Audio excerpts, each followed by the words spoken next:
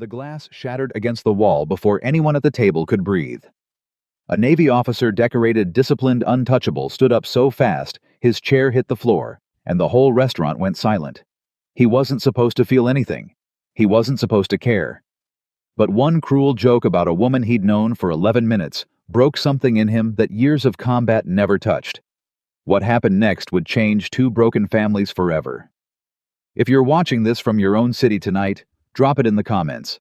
Let's see how far this story travels. Stay with me till the end and don't forget to subscribe. The chair hit the tile floor with a crack loud enough to silence the entire restaurant.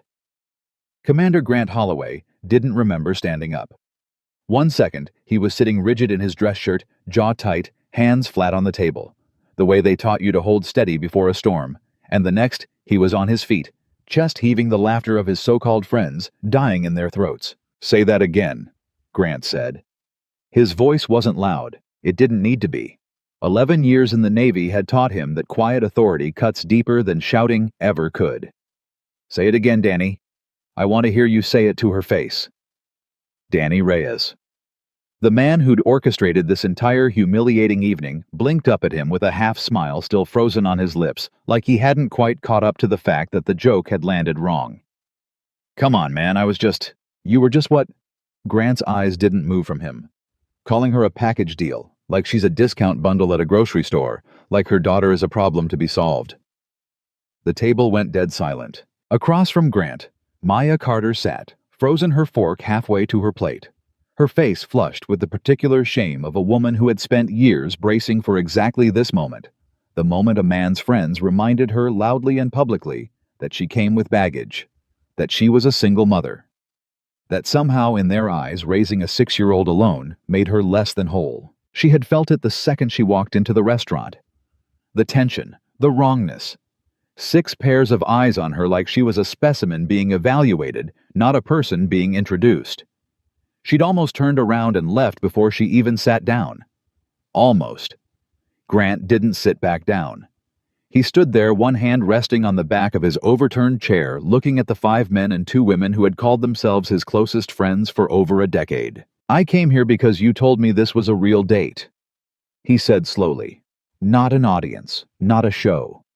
You told me there was a woman who understood what it was like to raise a kid alone, to lose someone, to start over."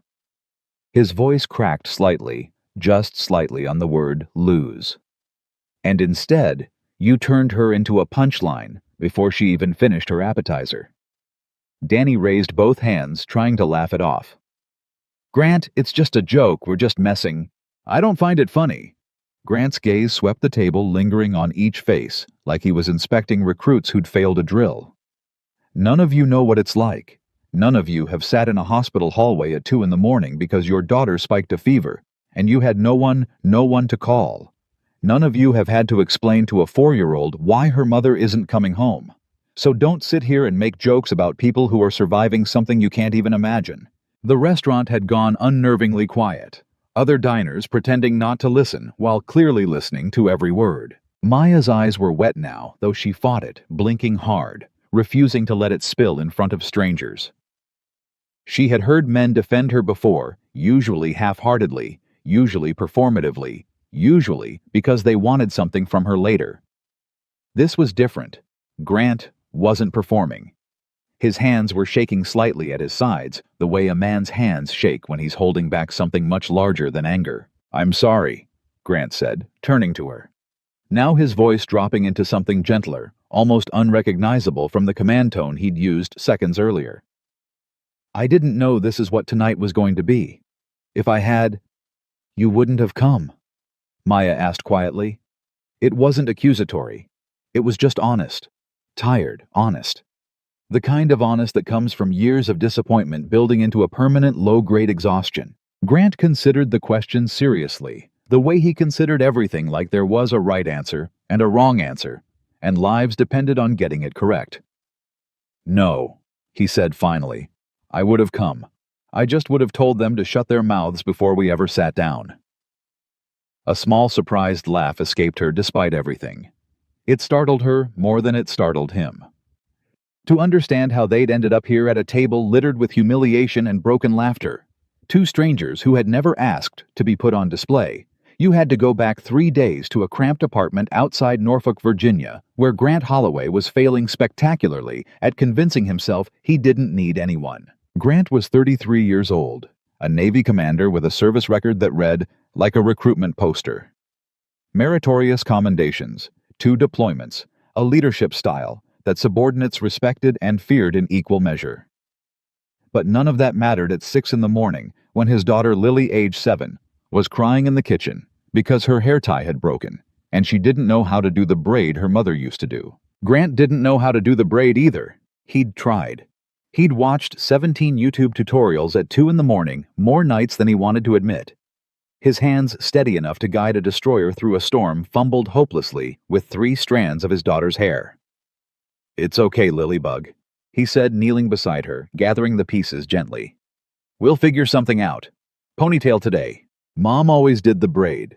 Lily said, her voice small, the kind of small that gutted him every single time. "I know," Grant said. "I'm working on it. I promise." He'd been saying "I promise" a lot since Rachel died. 18 months now. A car accident on a rain-slicked highway outside Virginia Beach, on a night Grant had been at sea, unreachable, unable to even say goodbye. He'd gotten the news from a chaplain standing on the deck of his ship, the wind cutting through his uniform, the world tilting sideways in a way it had never fully righted itself since. Since then, Grant had built a fortress. Routine, discipline, distance. He raised Lily with military precision meals, at the same time bedtime non-negotiable structure, as a substitute for the chaos grief had threatened to bring. He didn't date. He didn't let anyone close enough to matter. Friends who tried to set him up got the same answer every time. "I'm not interested. I have a daughter to raise." What he didn't say, what he barely admitted to himself, was the deeper fear underneath it that loving someone again meant the possibility of losing them again, and he didn't know if he could survive that twice.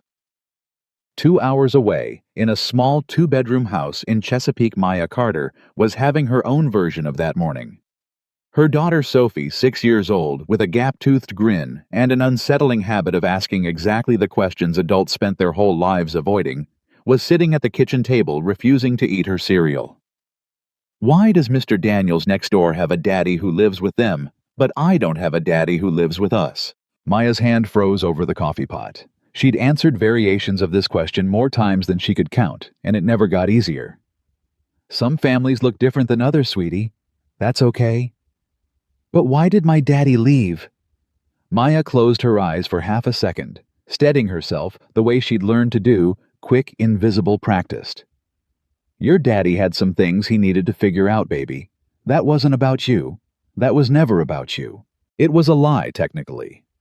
It was about Sophie in the cruelest way Marcus Sophie's father had left 2 weeks after Maya brought their newborn daughter home, citing an inability to do the family thing, packing 2 suitcases and vanishing into a life that apparently had no room for either of them.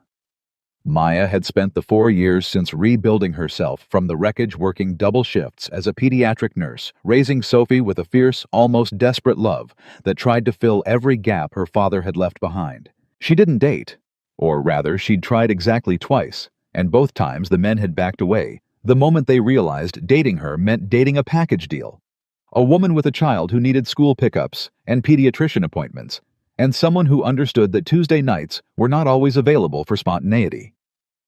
One man had actually said to her on their second date, "I just don't think I'm ready to be a stepdad," as if she'd asked him to adopt Sophie on date number 2, instead of simply mentioning she had a daughter. So when her coworker and close friend Denise had cornered her in the break room 3 days earlier, practically vibrating with excitement about a perfect guy she just had to meet, Maya's first instinct had been a flat, immediate no.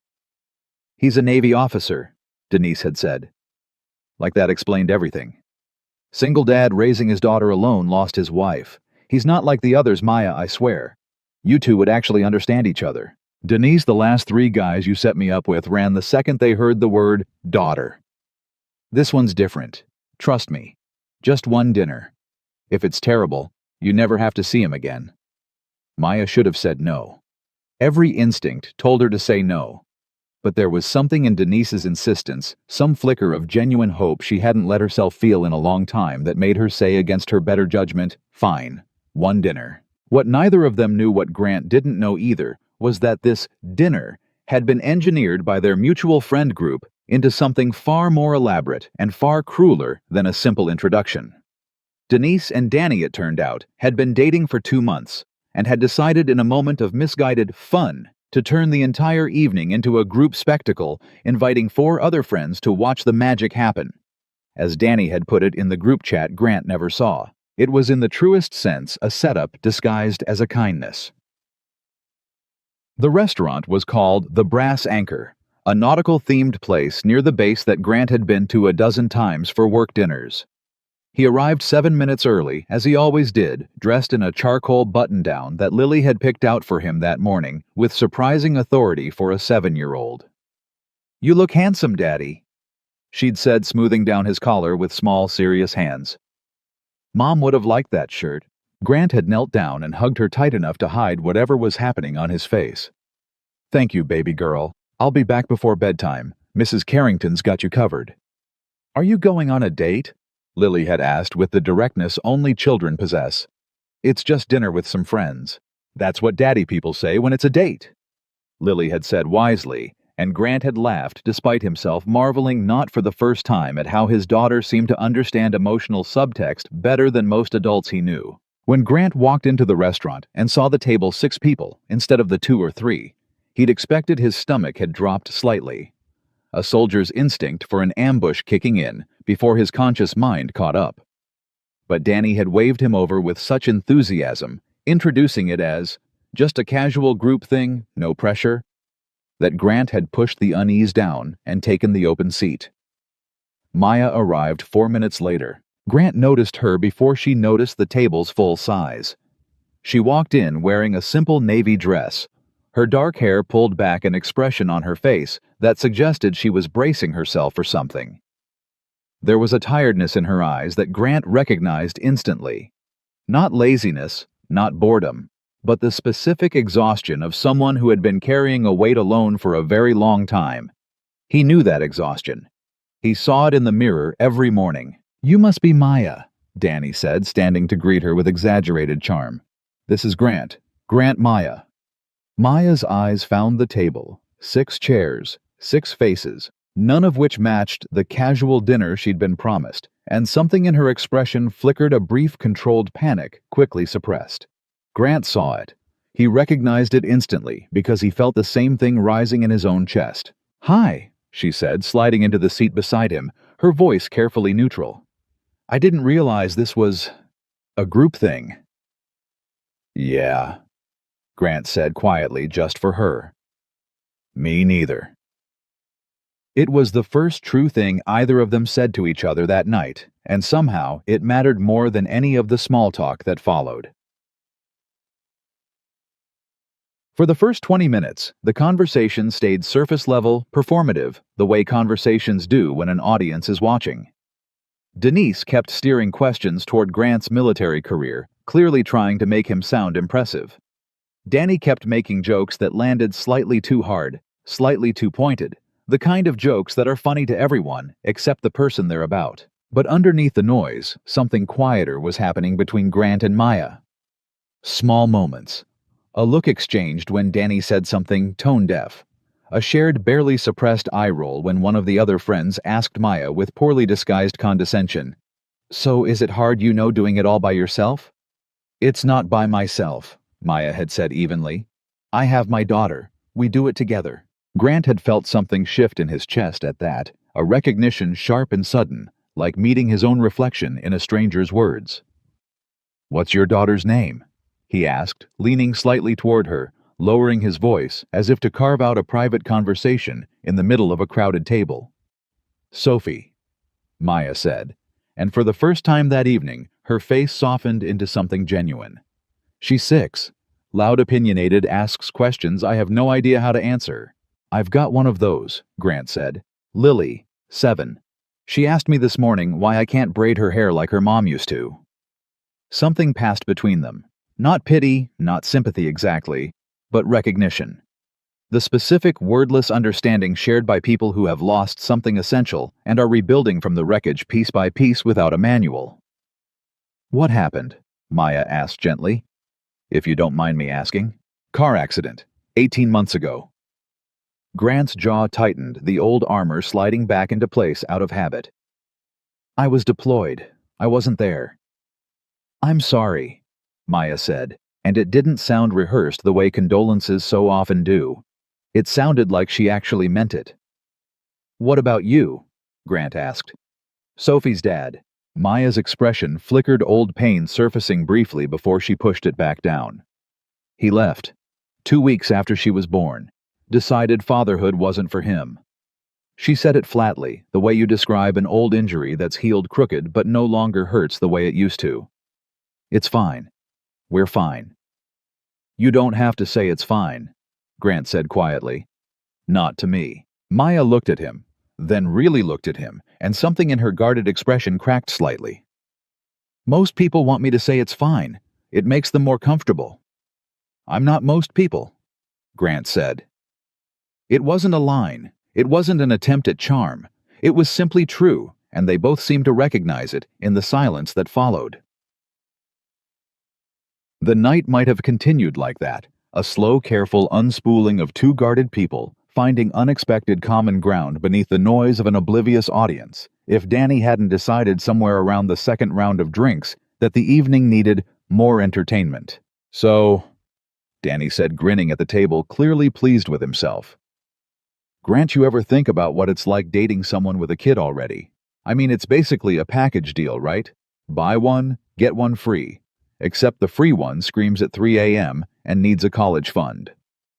The laughter that followed was the particular awful laughter of people who think they're being clever instead of cruel. Maya's face went rigid.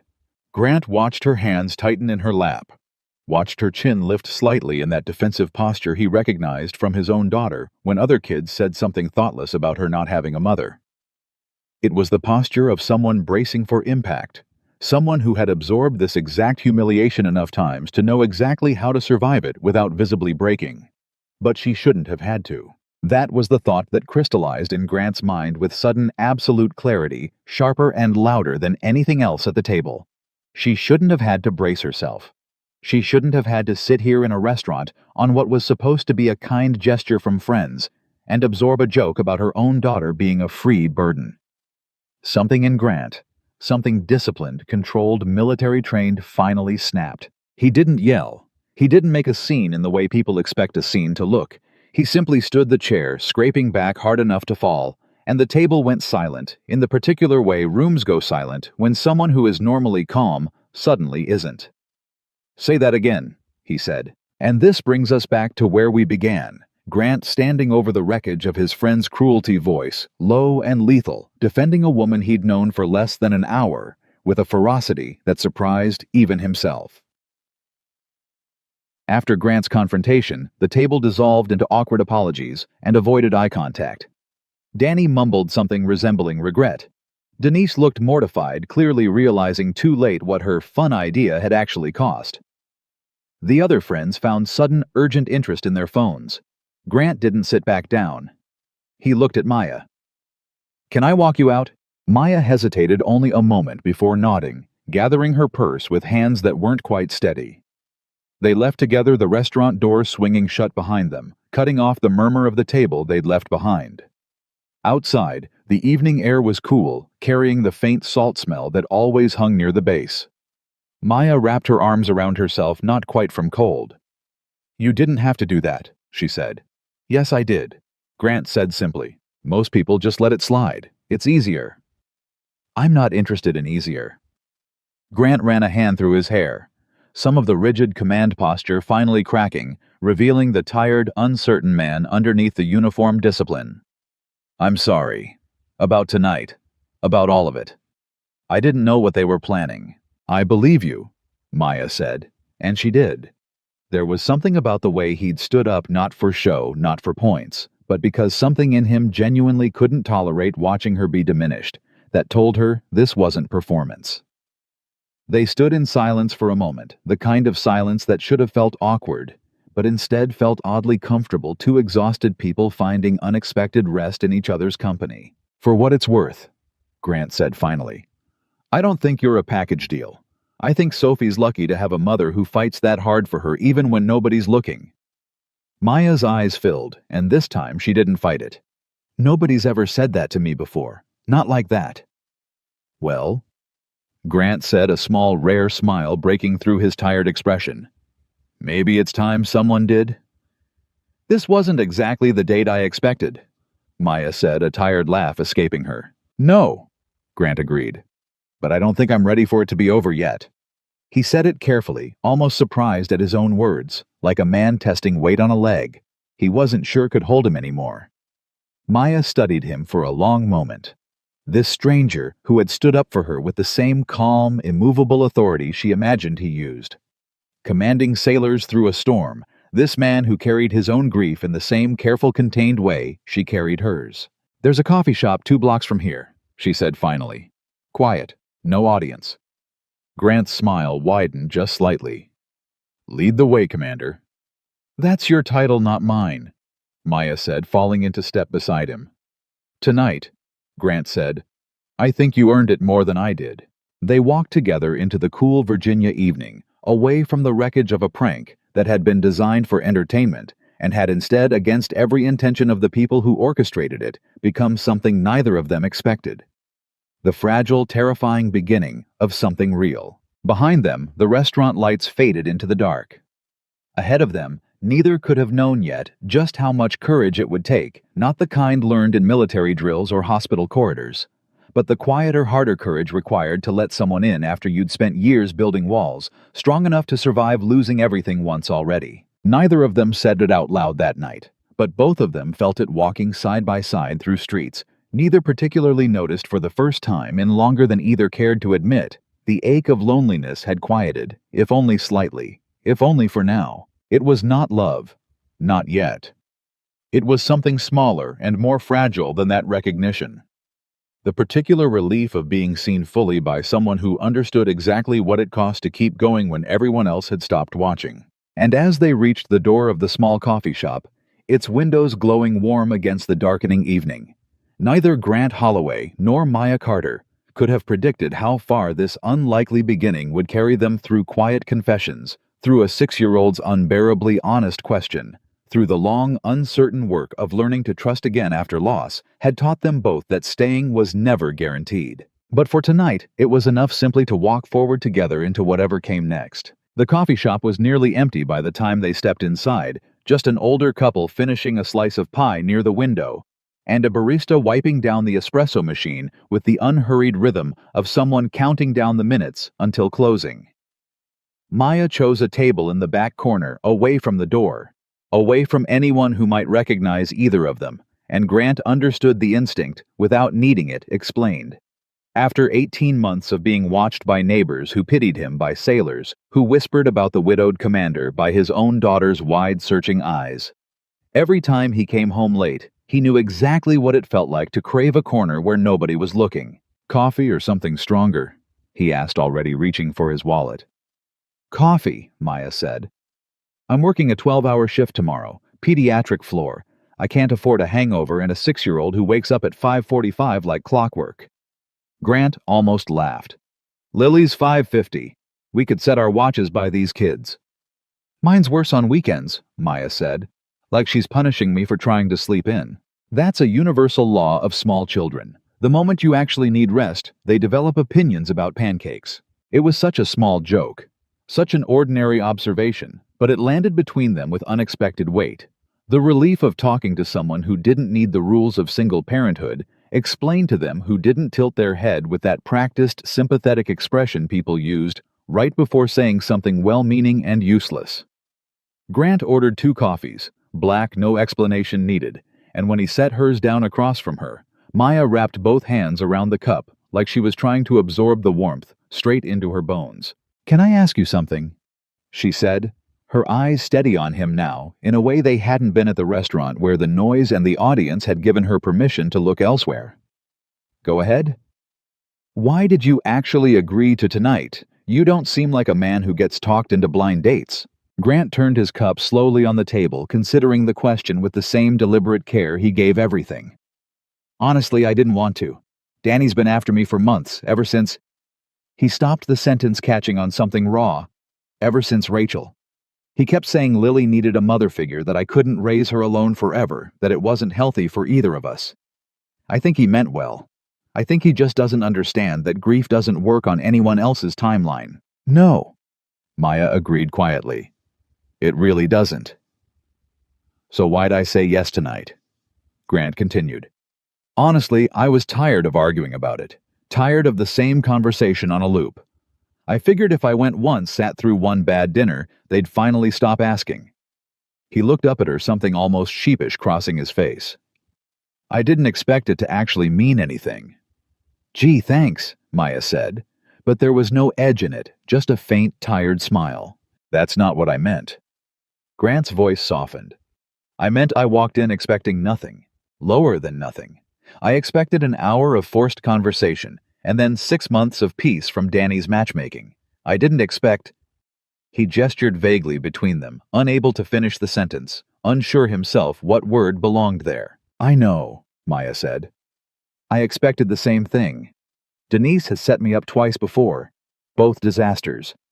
I told her this was the last time, win or lose, because I'm done auditioning for men who can't handle the fact that my daughter exists. Tell me about that, Grant said. The other two. What happened?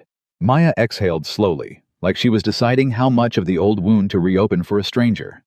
But something about Grant's stillness, the way he simply waited, no impatience, no agenda. The posture of a man trained to listen for things other people missed, made her want to answer honestly. The first one ghosted me after I mentioned Sophie's name twice in one conversation. Just stopped texting. No explanation, nothing. The second one actually showed up for 2 dates and then told me very seriously, like he was doing me a favor by being honest, that he wasn't built for instant fatherhood. She shook her head, a humorless laugh escaping her. As if loving a child that already exists is some kind of obstacle course instead of just loving a child. That's not honesty, Grant said. That's cowardice wearing honesty's clothes. Maya looked up at him, surprised by the sharpness of the observation. That's exactly what it is. I never had the word for it. I've met men like that in the service, Grant said. Guys who talk a big game about commitment until commitment actually requires something of them. Then they fold. He paused. I always wondered what made the difference. Why some guys run and some guys stay when the situation's basically identical. What do you think it is? Grant considered this for a long moment, turning his coffee cup another slow rotation. I think the ones who run are scared of being needed. Being needed means you can fail someone. Being needed means there's a person whose whole world gets smaller if you walk away. That's a heavy thing to carry, and some men just decide they'd rather not carry it at all. And the ones who stay, I don't know yet, Grant admitted. I used to think I was one of them. Then Rachel died, and I found out exactly how easy it is to disappear into work, into routine, into anything that doesn't require feeling the size of what you lost. His jaw tightened slightly. I've spent 18 months making sure nobody gets close enough to need me again, including myself probably. The honesty of it startled them both. Maya set her cup down carefully, like the table had suddenly become a fragile thing. That's the most honest thing anyone said to me in 4 years, she said. Sophie's father, what was his name? Marcus. Did he say why, when he left? Maya's expression flickered old hurt, rising briefly to the surface before she pushed it back into its familiar place. He said he wasn't ready. Like readiness is something that just arrives one day fully formed, and he was simply still waiting on delivery. He packed 2 suitcases while I was in the hospital with a 2-week-old. I came home to an empty closet and a note on the kitchen counter. She laughed, but it wasn't really a laugh. A note, Grant. Like I was a roommate he was breaking a lease with. Grant's hands curled slightly on the table, an old anger flaring in his chest on her behalf, sharper than he expected for a man he'd known less than 2 hours. What did the note say? I don't remember exactly. Something about needing space to find himself. I burned it eventually. Didn't feel like keeping a souvenir of the worst day of my life. She looked at him steadily. Sophie doesn't remember him. She was 2 weeks old, but she asks about him constantly. Why doesn't she have a daddy who lives with us? Why did he leave? What's wrong with her that made him go? Her voice cracked slightly on the last sentence, the first crack Grant had seen in her composure all night. I've spent 4 years telling her it wasn't her fault, and some days, I still don't think she believes me. Grant didn't reach for her hand. He didn't offer empty reassurance. He simply said quietly, "It wasn't her fault. And it wasn't yours either." "I know that logically," Maya said. "But logic doesn't always win against 4 years of a child asking why people leave." "No," Grant agreed. "It doesn't." They sat with that for a moment. The silence between them not awkward, but weighted, two people recognizing the particular loneliness of raising a child through loss, while also trying to convince that child the world wasn't as unstable as their own small life had taught them it could be. "Lily asks me things too," Grant said eventually. "Different questions. She doesn't ask why her mom left because she knows Rachel didn't choose to go. But she asks other things. Why I work so much. Why I don't laugh the way I used to in old pictures. Why I won't let Mrs. Carrington redecorate the living room, even though Rachel's been gone a year and a half, and the curtains are starting to look ridiculous." He gave a small pained smile. "Kids notice everything. They just don't always know how to ask the real question underneath the question." "What's the real question underneath, do you think?" Grant was quiet for a long moment. "I think she's asking if it's okay to be happy again. If moving forward means forgetting her mom. I think she's testing whether the world is safe enough to want things in again, instead of just surviving them." "That's exactly it," Maya said softly. "That's exactly what Sophie's doing too, just from a different direction. She's testing whether it's safe to hope someone will stay." "And what do you tell her?" "The truth, mostly. That I can't promise her every person who comes into our life will stay forever. But I can promise her that I will." Maya's eyes glistened slightly under the cafe's low light. "It's not the answer she wants. She wants the easy promise, the fairy tale one. But I won't lie to her, just to make her stop asking." "That's the bravest thing I've heard all week," Grant said quietly. "And I command a warship." Maya laughed for real this time, a genuine surprised sound that seemed to catch even her off guard. "That might be the strangest compliment I've ever received." "I mean it," Grant said, leaning forward slightly, his voice losing its careful formal edge. "Lying to a kid to make them feel better in the moment, that's easy. Anyone can do that. Telling them the harder truth and then standing there to prove it day after day, that's the actual work. That's the thing that takes courage." "You sound like you've thought about this a lot." "I think about it every day," Grant admitted. "Every single day, I wonder if I'm doing right by Lily. If keeping her at a distance from new people, new possibilities is protecting her, or just teaching her that the world is something to survive instead of something to live in." He rubbed a hand over his face, exhaustion suddenly visible beneath the disciplined posture he'd carried all evening. "I don't have an answer. I just have a kid who needs one, and a clock that keeps running whether I figure it out or not." Maya reached across the table, then not dramatically, not with any grand gesture, just a small simple movement, her fingers resting briefly over his. "You're doing better than you think." "You don't know that," Grant said, though he didn't pull away. "I know enough," Maya said. "I watched you stand up in that restaurant tonight for a woman you'd known for 40 minutes. A man who teaches his daughter to hide from the world doesn't do that. He stays quiet. He avoids conflict. He keeps his head down and gets through the dinner." She squeezed his hand briefly before withdrawing at a careful, deliberate retreat, as if she too was testing how much closeness either of them could safely handle in one night. "Whatever you're teaching Lily, some of it's clearly still about courage. Don't sell yourself short." Grant looked at her for a long moment, something shifting behind his eyes. Not quite hope, not yet, but something adjacent to it. Something that had been dormant long enough that its reawakening felt almost physically uncomfortable, like blood returning to a limb that had fallen asleep. "Can I tell you something I haven't told anyone?" he asked. "Of course. The night Rachel died, I was 300 miles offshore. I got the message relayed through the chaplain, and I remember standing on the deck, and the first thing I thought, the very first thing before grief, before shock, before anything else was, I have to call someone to watch Lily. Not my wife is gone. Not I'll never see her again. Just logistics, childcare. Like some broken part of my brain skipped straight past the loss and went directly into survival mode. He shook his head slowly. I've never told anyone that. I think I was ashamed of it. Like it meant I didn't love her enough to grieve properly. It doesn't mean that, Maya said firmly. It means your brain protected you long enough to function. Grief comes in its own order, Grant. There's no wrong way to survive the worst night of your life. That's what the Navy counselor said too, almost word for word. Good counselor, Maya said. Sounds like you should listen to her. Him, Grant corrected, a small smile breaking through. And yeah, I should. I'm better at giving orders than following advice, apparently.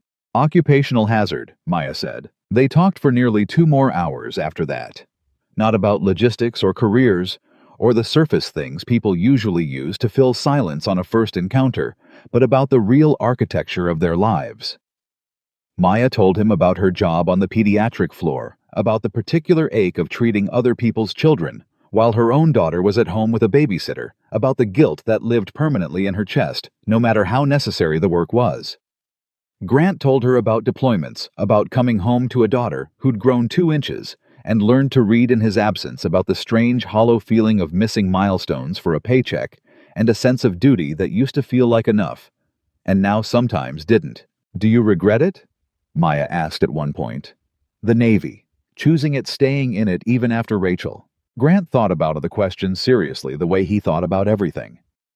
Some days, the deployments are harder now. Leaving Lily gets harder every year, not easier the way everyone promised it would. But it's also the only structure I have left that makes sense. The Navy doesn't ask me to figure out my feelings. It just asks me to show up and do the job. There's a comfort in that, even when it costs me. I understand that more than you'd think, Maya said. Nursing's the same way for me. 12-hour shifts don't leave room for falling apart. You just keep moving, keep doing the next task, and somehow the motion holds you together when nothing else will. Structure as survival, Grant said. Exactly. Maybe that's why tonight felt different, Grant said, almost to himself. No structure, no script, just talking. I don't think I've done that in longer than I can remember. Me neither, Maya admitted. The barista approached apologetically around 11, explaining they were closing in 15 minutes, and both of them seemed surprised to realize how much time had passed. How the corner table and the low light and the quiet hum of the espresso machine had carved out a space entirely separate from the noise and humiliation of the restaurant they'd left behind. Outside, the night had cooled further, the salt air sharper now, carrying the distant sound of the harbor. They stood near Maya's car, neither quite ready to end the conversation, both visibly reluctant, in the particular way people are when an evening has exceeded every expectation they walked in with. I have an early shift, Maya said, though she made no move toward her car door. I should get back to Lily, Grant said, equally rooted in place. This was... Maya searched for the word. Not what I expected. No, Grant agreed. Definitely not. For the record, Maya said, I'm still annoyed about the setup, about being paraded in front of your friends like some kind of experiment. You should be annoyed. I'm furious about it, and it wasn't even directed at me. Grant's jaw tightened briefly at the memory. Danny's going to hear about this for a long time. But, Maya continued, a small smile pulling at her mouth, I'm not annoyed enough to regret coming. Good, Grant said, because I'd very much like to see you again. Not at a restaurant with an audience, just this, coffee, conversation, whatever this was tonight. Maya studied him for a long moment, weighing the offer against 4 years of disappointment, against 2 failed attempts at exactly this kind of hope, against the particular fear of a woman who had learned the hard way that promises were cheap and follow-through was rare. I have conditions, she said finally. I'd expect nothing less from a pediatric nurse. No grand gestures, no rushing. If we do this, we do it slow because I have a daughter who's already lost one father figure, and I am not introducing her to anyone who isn't absolutely certain about staying. Agreed, Grant said without hesitation. Same conditions, actually. Lily's been through enough. I'm not bringing anyone into her life who isn't in this for real. Then I think we understand each other, Maya said. I think we do. She got into her car, then rolling the window down before pulling away. Good night, Commander. Good night, Maya. He paused, then added almost shyly an expression that looked strange on a man built for command decks and combat readiness. Thank you. For tonight. For not running when things got ugly. Same to you, Maya said. Most people would have just let the joke slide. I told you. I'm not most people. I'm starting to believe that, Maya said. And then she was gone. Taillights disappearing down the quiet street, leaving Grant standing alone in the parking lot with a feeling he hadn't experienced in so long. He almost didn't recognize it. Something lighter than grief. Something that felt terrifyingly like the beginning of hope.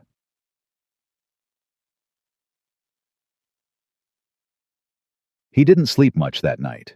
He lay awake in the dark, staring at the ceiling of the bedroom he still hadn't fully redecorated.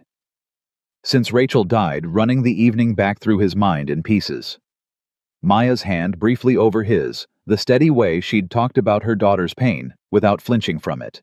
The particular courage in her voice, when she said, "I won't lie to her just to make her stop asking."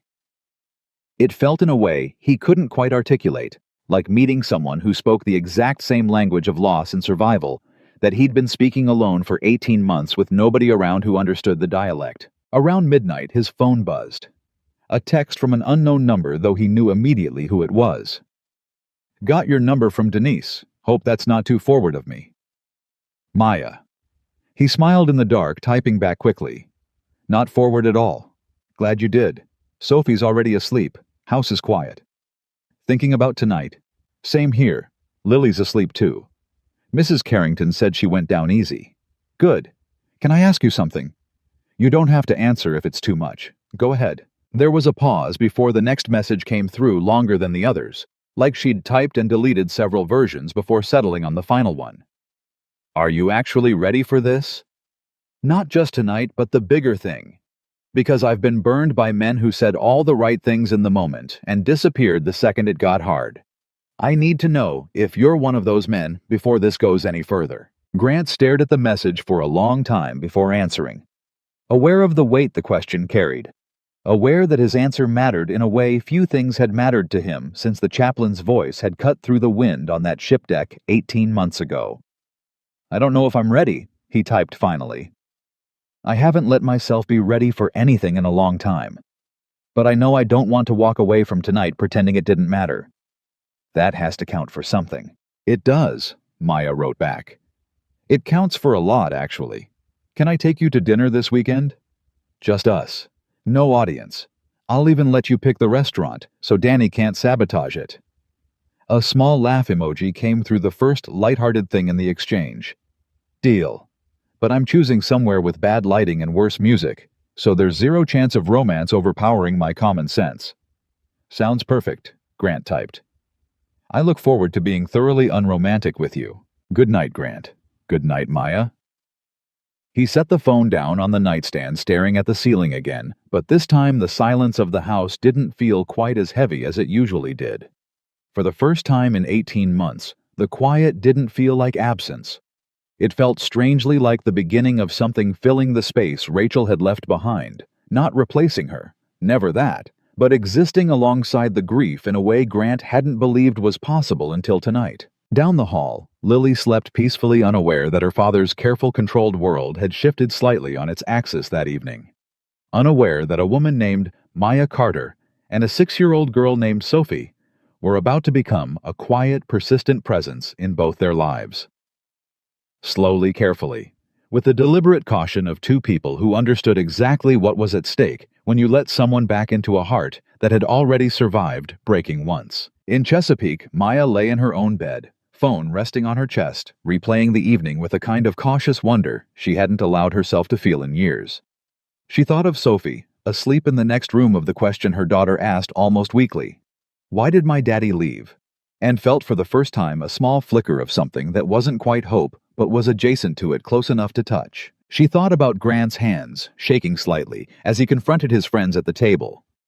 She thought about the quiet, deliberate way he'd said, "I'm not most people," not as a boast, but as a simple statement of fact, the kind of statement that came from a man who had spent his whole life proving things through actions rather than words. She didn't know yet whether this would last. She didn't know if Grant Holloway was the kind of man who stayed when things got difficult, when grief resurfaced unexpectedly, when a 6-year-old girl looked up at him one day with eyes too old for her face and asked the question. Maya knew was coming. Eventually, the question every man before him had failed to answer with anything other than silence and an exit. But for tonight, lying in the dark, with her phone still warm from his last message, Maya allowed herself something she hadn't allowed in 4 long years. She allowed herself to hope just slightly that maybe, just maybe, this one might actually stay. The weekend arrived slower than either of them wanted, and faster than either of them was fully prepared for. Grant spent Saturday morning in a kind of low-grade panic he hadn't felt since his first command briefing, standing in front of his closet, trying to decide between 2 nearly identical button-down shirts, while Lily sat cross-legged on his bed, supervising with the seriousness of a fashion consultant. "The blue one," she said decisively. "You wore the gray one to the date that made you grumpy. The blue one's better luck." "It wasn't a date exactly," Grant said, though the correction felt thin even to him. "Daddy." Lily fixed him with a look that was unsettlingly direct for a 7-year-old. "You've smiled more today than you have in a month. That's a date." Grant laughed despite himself, pulling the blue shirt off its hanger. "Fine. It's a date. Don't tell Mrs. Carrington she'll make it a bigger deal than it needs to be." "Is it the lady from the picture? The one Aunt Denise showed me?" Grant's hands stilled on the buttons. "Denise showed you a picture. She said Maya's daughter is my age almost. She said maybe we could be friends."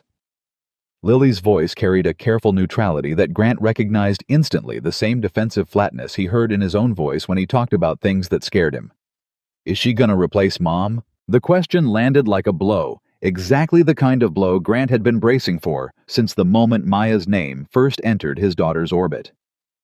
He sat down on the edge of the bed, taking Lily's small hands in his. "Nobody could ever replace your mom," he said carefully. "Not Maya. Not anybody. Your mom is your mom forever, no matter what else happens in our lives. Do you understand that?" Lily nodded slowly, though her eyes stayed wary. "But," Grant continued, "I think it's okay for our family to grow. Not instead of Mom, just in addition to her. Does that make sense?" "I guess." Lily picked at a loose thread on the comforter. "What if I don't like her? Then we won't force anything. I promise you that. Nobody's going to make you spend time with someone you don't want to."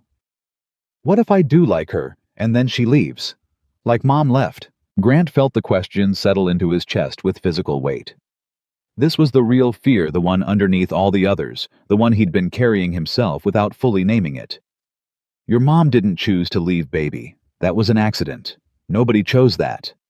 He squeezed her hands gently. "I can't promise you nothing bad will ever happen again. I wish I could.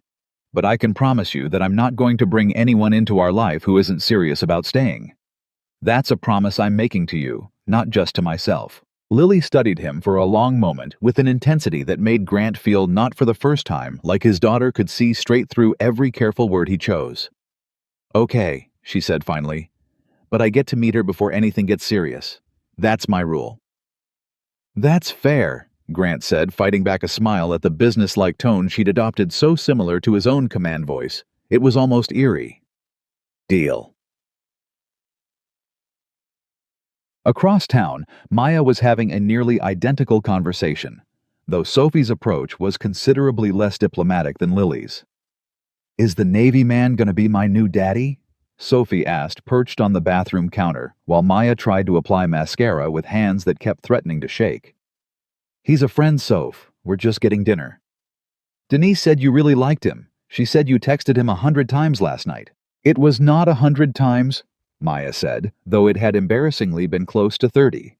"And Denise needs to mind her own business." "Is he nice?" Maya set the mascara down and looked at her daughter properly, taking in the careful, guarded hope in Sophie's small face. Hope she'd learned to bury quickly whenever it surfaced a survival skill no 6-year-old should have needed to develop. "He's nice," Maya said honestly. "He has a daughter your age. Her name's Lily. Does she have a mommy? Her mommy died baby in an accident." Sophie absorbed this with the particular gravity children bring to information about loss, processing it through whatever internal framework they'd built from their own experience.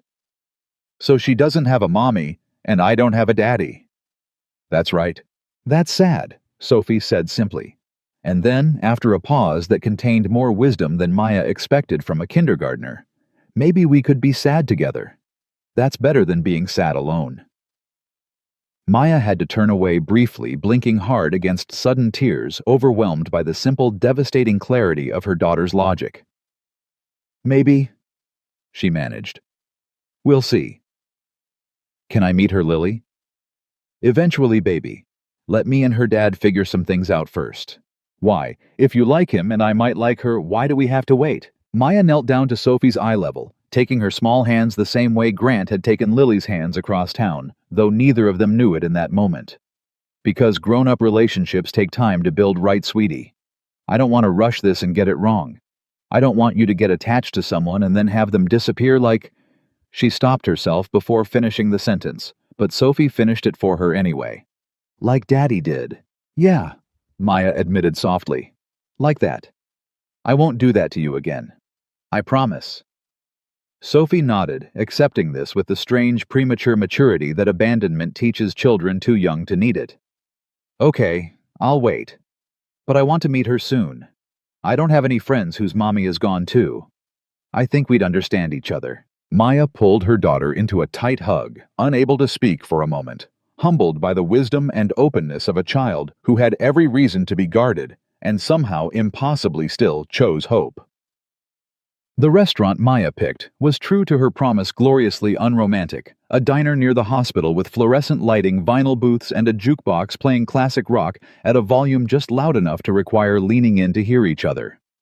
Grant laughed out loud when he walked in and saw her already seated in a corner booth. This is perfect, he said, sliding into the seat across from her. Worst lighting I've seen since the engine room of my last ship. I told you I'd deliver, Maya said, grinning. No romance possible under fluorescent bulbs and Bon Jovi. Challenge accepted, I guess. They ordered burgers and milkshakes like teenagers, and the conversation flowed easier than it had even at the coffee shop, the formality of their first encounter giving way to something looser, more natural. Grant told her about a near disaster during a training exercise that had nearly resulted in him being thrown overboard during a storm drill, embellishing it just enough to make her laugh until she had to wipe her eyes with a napkin. Maya told him about a particularly memorable shift on the pediatric floor, involving a toddler, a tube of diaper cream, and what she diplomatically called an unfortunate misunderstanding about its intended use. And Grant nearly choked on his milkshake laughing. But beneath the lightness, both of them were circling the same unspoken subject, testing the edges of it, the way you test ice before committing your full weight. Lily asked me today if you were going to replace her mom, Grant said eventually, his voice dropping the playful register it had carried through most of the meal. Maya's expression sobered immediately. What did you tell her? That nobody could ever replace Rachel, that our family could grow without erasing what we had before. He turned his milkshake glass slowly between his hands. She asked what happens if she likes you, and then you leave. Maya's breath caught slightly. Sophie asked something almost identical, word for word practically. She shook her head, an unsettled wonder crossing her face. These kids, they cut straight to it, don't they? No adult subtext, no avoidance, just the actual question. It's terrifying, Grant admitted. I've commanded men through combat scenarios with less anxiety than I felt answering my own daughter's question this morning. What did you tell her, the leaving part? That I wouldn't bring anyone into our lives who wasn't serious about staying. That it was a promise I was making to her, not just empty words. Grant looked up, meeting Maya's eyes directly. I meant it when I said it to Lily. I mean it now, saying it to you. I'm not interested in something casual. I don't have room in my life or in my daughter's life for casual. Good. Maya said the word carrying more weight than its single syllable should have allowed. Because neither do I. Sophie already lost one version of stability before she was old enough to remember having it. I won't risk giving her a second loss just to feel less lonely myself. So where does that leave us? Grant asked. Maya considered the question seriously. The same careful deliberation Grant had come to recognize as fundamental to who she was, a woman who didn't speak quickly, who weighed every word against the cost of getting it wrong. I think it leaves us moving slowly, really slowly. Getting to know each other first without the kids involved until we're both certain enough that introducing them isn't a mistake we'll regret. That's reasonable, Grant said. Though Lily's already informed me she has veto power over meeting you. Apparently, that's non-negotiable. Maya laughed. Sophie issued the same decree, except hers was about wanting to meet Lily as soon as possible, because, and I quote, "we could be sad together, and that's better than being sad alone." Grant went still, the joke dying in his throat. She said that, word for word. God. Grant rubbed a hand over his face, visibly moved. Out of the mouths of babes. I know, Maya said softly. I had to leave the bathroom for a minute after she said it. I wasn't prepared. They sat in silence for a moment, both processing the strange, simple wisdom of children who somehow understood grief and connection more intuitively than the adults trying to protect them from both. Can I tell you something that might sound crazy? Grant asked. After tonight, I think we're past the point of things sounding crazy. I think I'm scared of how much I already like you. Grant admitted, the words coming slowly, like each one cost him something to extract. It's only been a week.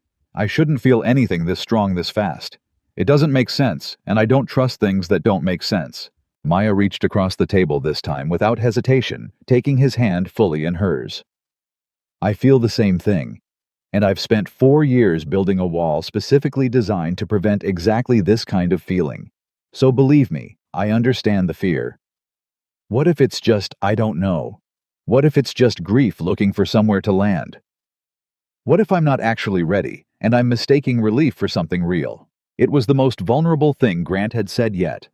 The question underneath every careful word he'd spoken since the restaurant prank, and Maya recognized it for what it was, not doubt about her, but doubt about himself, about his own capacity to know the difference between healing and avoidance. I can't answer that for you, she said honestly. Only you know what's happening inside your own heart. But I can tell you what I see from the outside. I see a man who stood up in a restaurant full of people to defend a stranger because it was the right thing to do, not because he was trying to impress anyone. I see a father who's terrified of getting it wrong with his daughter, which tells me he cares more about getting it right than almost anyone I've met. That doesn't sound like grief misfiring to me, Grant. That sounds like a man who's simply ready to feel something again and is scared because he forgot what that felt like. Grant's eyes were wet now, something he rarely allowed in front of anyone, but the diner's fluorescent lights and bad music and vinyl booth somehow made it feel safe private despite the public setting. Nobody said anything like that to me in 18 months. Then it was overdue, Maya said simply. They began seeing each other regularly after that, though always carefully, always without the children present. Coffee after Maya's shifts, ended dinner on the rare evenings Grant wasn't on duty. Long phone calls after both kids were asleep, that stretched past midnight, more often than either of them intended. Each conversation peeled back another layer, another piece of the careful armor both of them had built over years of loss and disappointment. Grant learned that Maya had wanted to be a doctor once before Sophie's birth, and Marcus's abandonment had forced her into a faster nursing track that let her start earning sooner, that she still sometimes dreamed about finishing the degree she'd abandoned, though the dream felt increasingly distant under the weight of single-parent logistics. Maya learned that Grant had almost left the Navy after Rachel died, that only the structure and purpose of the service had kept him functioning through the worst months, that he sometimes wondered if staying in uniform was healing or just another sophisticated form of avoidance. They argued occasionally about small things. Grant's tendency to overplan every interaction, scheduling even spontaneous moments with military precision. Maya's habit of deflecting serious conversations with humor when things got too emotionally close. But even the arguments felt different from anything either of them had experienced before. Productive rather than destructive, the kind of friction that comes from two people actually invested in understanding each other rather than simply winning. 3 weeks into what had quietly become a relationship, though, neither of them had used that word explicitly. Yet Grant called Maya on a Tuesday evening, his voice carrying a tension she hadn't heard from him before. "I need to tell you something," he said. "And I need you to not panic before I explain the whole thing." Maya's stomach tightened instinctively. "Okay, I'm listening. I got orders today. There's a deployment opportunity coming up in 8 weeks, 6 months, possibly longer, depending on how things develop overseas." The silence on Maya's end stretched long enough that Grant added quickly, "I haven't accepted it yet. I wanted to talk to you first." "Why would you need to talk to me about it?" Maya asked. Though even as she said it, she knew the question wasn't entirely honest. She knew exactly why. "Because 3 weeks ago, I would have accepted without thinking twice. Deployment's just part of the job, part of the rhythm I've built my whole life around since Rachel died. But now—" He paused audibly, searching for the right words. "Now I keep thinking about what it would mean. Leaving Lily again right when things are starting to feel stable for her. Leaving you right when we're just beginning to figure out what this is. Grant, I can't ask you to turn down a deployment because of me. We've known each other 3 weeks.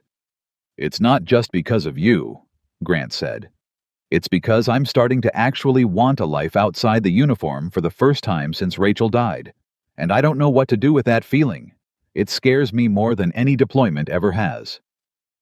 Maya sat down slowly on her couch, processing the weight of what he was telling her. "What happens if you turn it down professionally, I mean? It might affect promotion timing. It's not career-ending, but it's not nothing either. The Navy doesn't love officers who decline opportunities, even with legitimate family reasons. And if you accept it, 6 months minimum, possibly closer to 9 if things extend the way they sometimes do. Lily would stay with Mrs. Carrington, the same arrangement as my last deployment. It would work logistically. It's just—" His voice caught slightly. "I don't want to disappear right when things are getting good. I don't want to be 300 miles offshore again if something happens the way I was when Rachel—" He couldn't finish the sentence, and he didn't need to. Maya understood exactly what he meant. "I think," Maya said carefully, "that this needs to be a decision you make for your career, and for Lily, not for me. We've known each other 3 weeks, Grant. I care about you deeply, faster than I expected to care about anyone again. But I won't be the reason you sabotage your career, and I definitely won't be the reason you teach Lily that big decisions get made around uncertain, brand-new relationships instead of stable, considered judgment." That's exactly the kind of answer I needed to hear. Grant said something like relief audible in his voice, and also exactly the kind of answer that makes me want this to work even more. "Don't decide tonight," Maya said. "Sleep on it. Talk to Lily. See how she feels about another deployment right now. Talk to your commanding officer about timeline flexibility. There might be options we haven't considered yet." "You're very practical for someone I'm falling for," Grant said, and then seemed to catch himself, the words slipping out before he'd fully decided to say them. Maya went quiet for a moment, her heart suddenly loud in her own ears. "Did you just say you're falling for me?" "I did." Grant said, his voice steadier now, like having said it once made the second confirmation easier. "I am. I have been for a while now, honestly, probably since the parking lot outside the coffee shop, though I've been too scared to say it out loud." "I'm falling for you too," Maya said softly. "Which is terrifying considering how this conversation started." "Maybe that's exactly why it matters," Grant said. "Because if this were casual, the deployment wouldn't even be a question. The fact that it is, that tells me something." "It tells me something too," Maya agreed.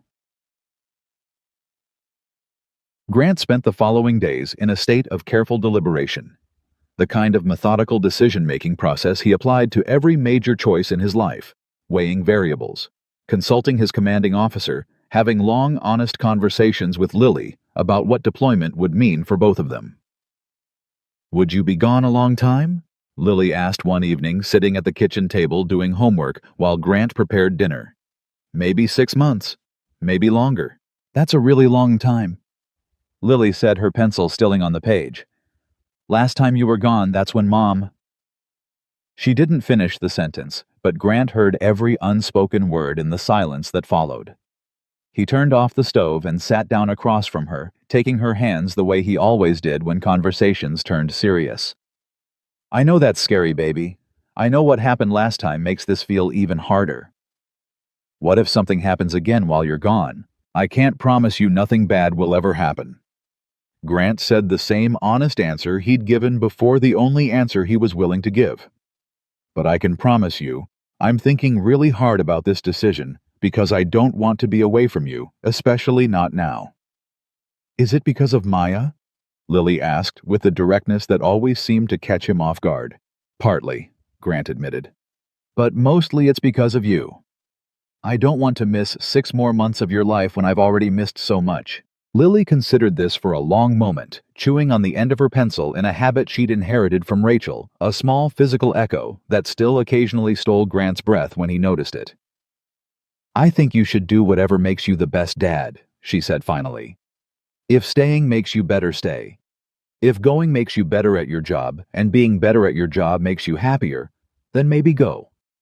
I don't know. I just want you to be happy, and I want you to come home. It was an answer too wise for a 7-year-old, the kind of perspective that loss teaches children far too early, and Grant pulled his daughter into a tight hug, unable to speak for a long moment. After several days of consideration, conversations with his commanding officer, and long talks with Maya that stretched late into multiple nights, Grant made a decision that surprised even himself. He requested and was granted a deferral on the deployment, citing ongoing family circumstances that the Navy somewhat unusually agreed to honor given his service record and the unique nature of single parenthood following his wife's death. They said yes, he told Maya over the phone, disbelief evident in his voice. I have to take the next deployment cycle instead, probably in a year, but for now I'm staying. How do you feel? Maya asked. Relieved, Grant said. Genuinely completely relieved in a way that surprises me. I thought turning down an opportunity would feel like failure. It doesn't. It feels like choosing something for the first time in a long time instead of just letting the Navy's schedule choose for me. I'm proud of you, Maya said. And I think Lily's going to be thrilled. She already knows. I told her this morning before school. She cried a little, but happy crying, the relieved kind. Good crying, Maya said. I know that kind well. There's something else, Grant said, his voice shifting into something more careful, more deliberate. I think it's time for them to meet, Lily and Sophie. I think we've been careful enough, talked enough, that I trust this is real, and I don't want to keep them separated from something that matters this much to both of us. Maya was quiet for a moment, her own heart racing at the weight of what he was suggesting. Sophie asks about Lily almost every day. I think she's ready too. Then maybe this weekend. Something low-key, a park maybe, no pressure, no big introduction ceremony. Just letting them exist in the same space and see what happens naturally. I like that, Maya said. Low-key feels right. Are you scared? Grant asked. Terrified, Maya admitted. Not of Lily, of what it means if this works, of what it means if it doesn't.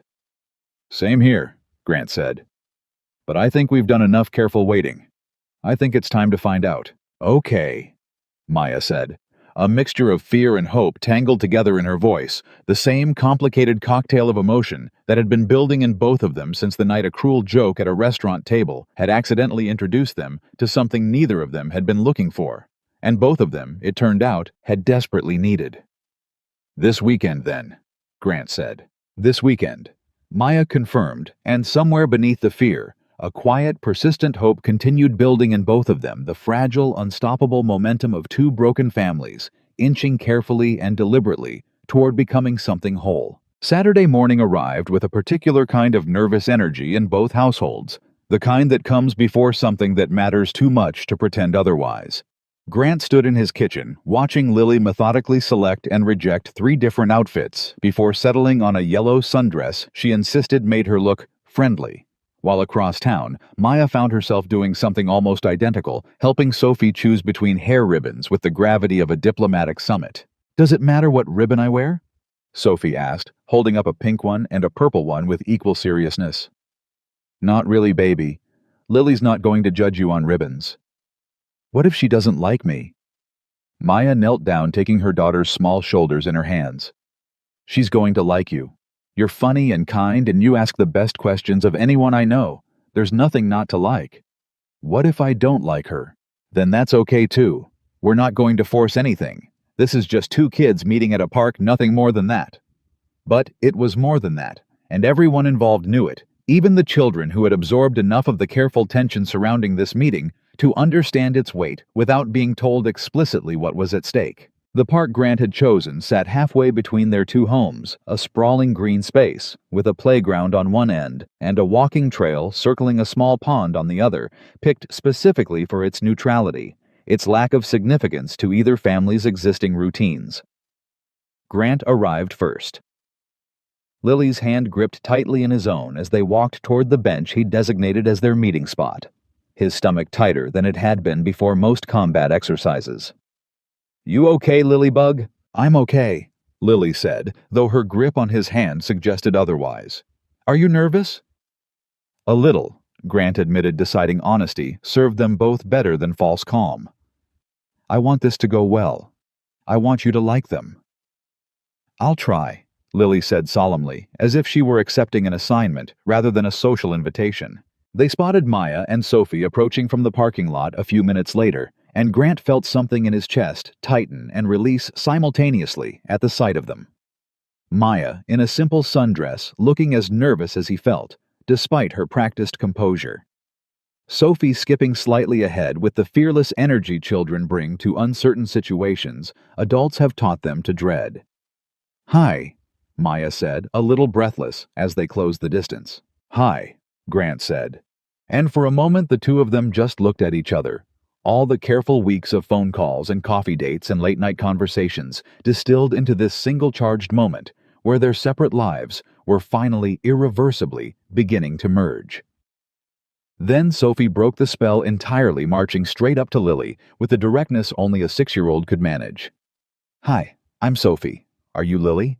"Yeah," Lily said, suddenly shy, in a way that surprised Grant, who had rarely seen his daughter at a loss for words. "My mom says your mom died. Mine just left. Which one's worse, do you think?" Grant's breath caught audibly, and beside him, Maya made a small, mortified sound, already opening her mouth to redirect the conversation towards something gentler. But Lily, after a moment of consideration, answered with the same blunt honesty Sophie had offered. "I don't know. Mine's not coming back ever, but yours could come back someday, maybe. I think that might be worse, actually. Waiting for someone who might not show up." Sophie nodded slowly, processing this with visible seriousness. "Yeah, that's what I think too sometimes. Like, what if he comes back and I don't even remember him? What if I don't care anymore?" "Would that be bad?" Lily asked.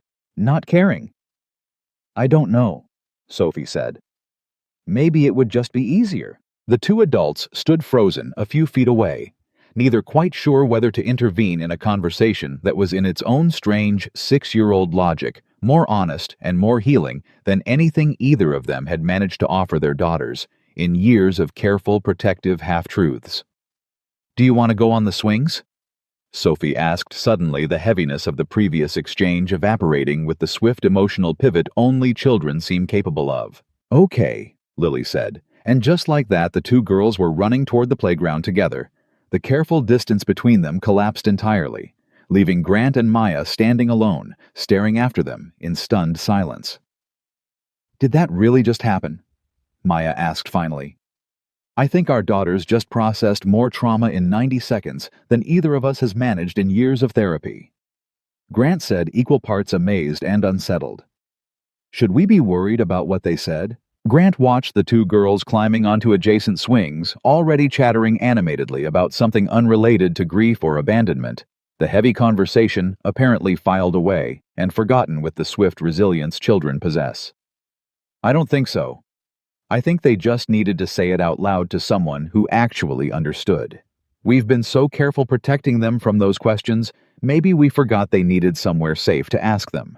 "That's exactly it," Maya said softly, watching her daughter laugh at something Lily said, a genuine, easy laugh that Maya hadn't heard nearly often enough in the past 4 years. "Look at them. They've known each other 90 seconds, and they're already laughing like old friends." "Kids are better at this than we are," Grant observed. "No performance, no careful management of feelings, just direct and honest and then straight back to swinging." They settled onto the bench, Grant had originally chosen close enough to supervise, but far enough to give the girls space, and watched as Lily and Sophie moved from the swings to the slide to an elaborate invented game involving imaginary dragons that apparently required both girls to coordinate complex rescue missions with great seriousness. "This is surreal," Maya said after a while, watching them together. "I spent so many nights worried this exact scenario would go badly, that Sophie would feel replaced or jealous, that introducing her to your family would somehow make things harder instead of easier." "I had the same fear," Grant admitted. "Lily's been so protective of her memories of Rachel. I worried meeting Sophie would feel like some kind of betrayal to her mom's memory. And instead they're planning a dragon rescue mission together, like they've known each other their whole lives." Maya laughed, leaning slightly into his shoulder, a small natural gesture that felt entirely different from anything calculated or performed. "Maybe we were overthinking this." "Probably," Grant agreed. "We're good at overthinking. It's basically our shared love language at this point." "Speaking of overthinking," Maya said, her tone shifting slightly, "can I ask you something serious?" "Always." "Where do you actually see this going us, I mean? Not the kids, not the logistics. Just us. I need to know if we're building towards something real, or if I'm setting myself up for another disappointment I'm not sure I can survive a third time." Grant turned to face her, fully taking her hand in his, with the same deliberate care he brought to every important decision. "I see this going as far as you'll let it go, Maya. I'm not interested in casual. I told you that the first night, and I meant it more every day since. I see myself building a life with you. A real one. Not replacing what either of us lost, but building something new alongside it." That's a big statement for someone who turned down a deployment 3 weeks ago over a relationship that's barely a month old. "I know," Grant said. "I've thought about that a lot, actually. About whether it's too fast, too much too soon for two people who both have every reason to be cautious. But every time I try to talk myself into slowing down, I look at how Lily's been smiling more. How she started asking about you with genuine excitement instead of anxiety. How something in our house feels less hollow than it did 2 months ago. And I think maybe this isn't moving too fast. Maybe this is just two people who've been waiting a long time for something to finally feel right." Maya's eyes glistened, and she didn't try to hide it this time. "I feel the same thing. Sophie's been different too. Lighter somehow. She used to ask about her dad almost every single day. She hasn't asked in nearly 2 weeks. Is that good or bad?" "I think it's good," Maya said slowly. "I think maybe she's starting to feel like the gap doesn't have to stay empty forever. Like maybe it can be filled with something else, not replacing him, just adding something good where there used to be just absence." They watched the girls a while longer, both lost in their own private contemplation of how quickly and unexpectedly their carefully guarded lives had begun shifting toward each other, until Sophie came running back to the bench, breathless and flushed from play. "Mom, can Lily come to my birthday party next month? It's a princess theme, but she can be a dragon if she wants, since dragons are cooler anyway." Maya glanced at Grant, a silent question passing between them. "This is moving faster than we planned. Are we ready for this?" And Grant gave the smallest nod, an unspoken agreement that felt in that small gesture like a much larger commitment than either of them had explicitly stated. "I think that sounds wonderful," Maya said. "We'll have to check with Lily's dad about the schedule, but I don't see why not." "Yes." Sophie pumped her fist in the air with theatrical triumph and ran back toward Lily to deliver the news, the two girls erupting into excited shrieking that drew amused glances from other parents scattered around the playground. "A birthday party," Grant said half to himself. "That feels significant." "It is significant," Maya said. "I haven't invited anyone outside Sophie's daycare friends to a birthday party in years, not since Marcus left. I stopped really building community around her, I think, because it always felt safer to keep our circle small and controllable." She looked at Grant, something vulnerable crossing her face. "Inviting you both feels like opening a door I've kept closed for a long time." "I'm honored," Grant said simply, "and a little terrified if I'm honest. Princess-themed birthday parties are not exactly my area of operational expertise." "You'll survive," Maya said, laughing. "I have full confidence in your tactical adaptability, Commander."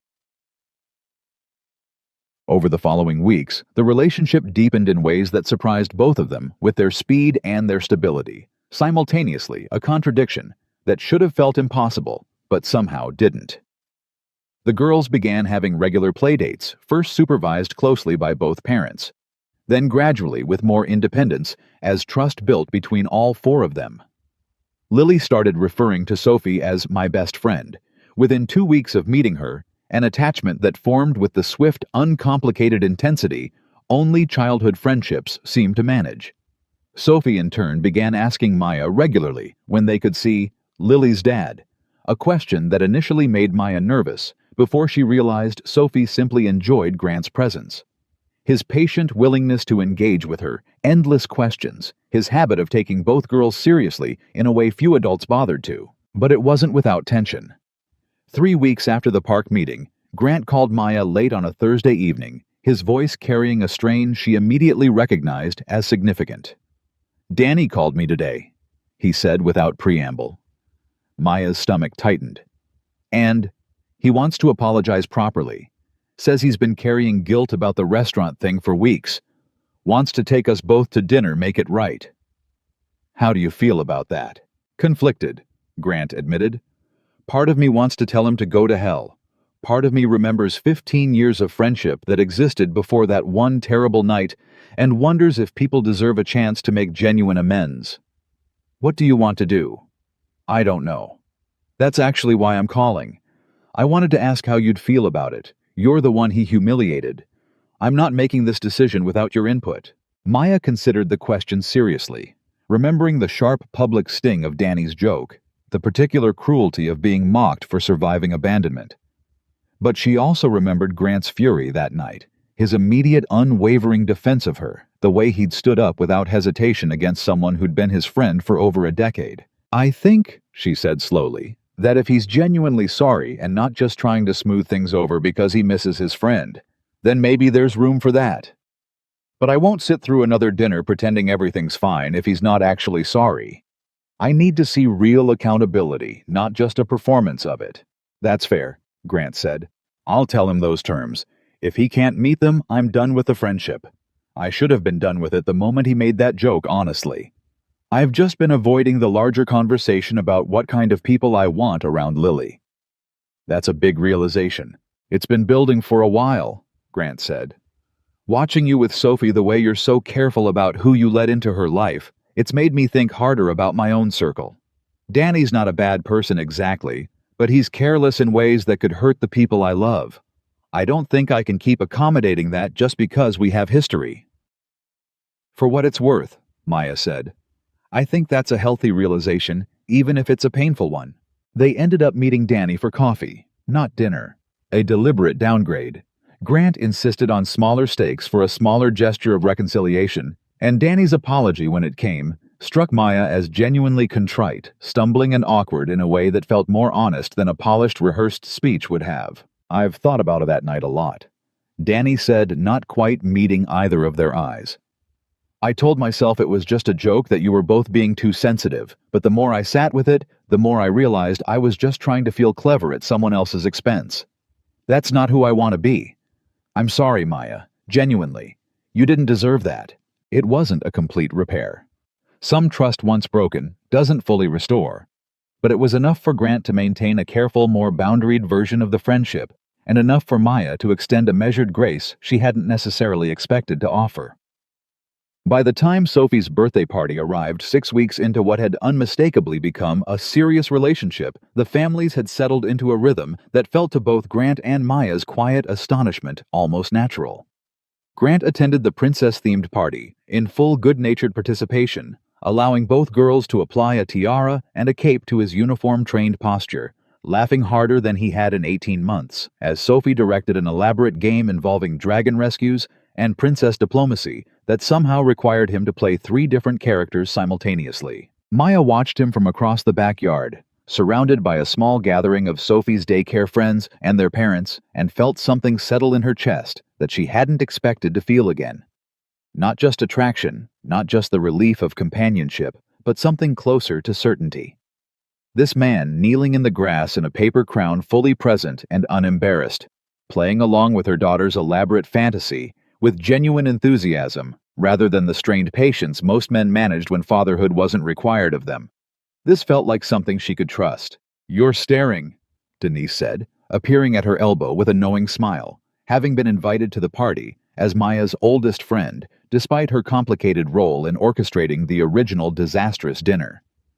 "I'm allowed to stare," Maya said. "Look at him." "I told you he was different," Denise said. "Even with the disastrous setup I told you." "You also nearly destroyed any chance of this happening with that disastrous setup," Maya pointed out. "In my defense, I had no idea Danny would be that big of an idiot. I take partial credit for the good outcome and zero responsibility for the terrible evening that preceded it."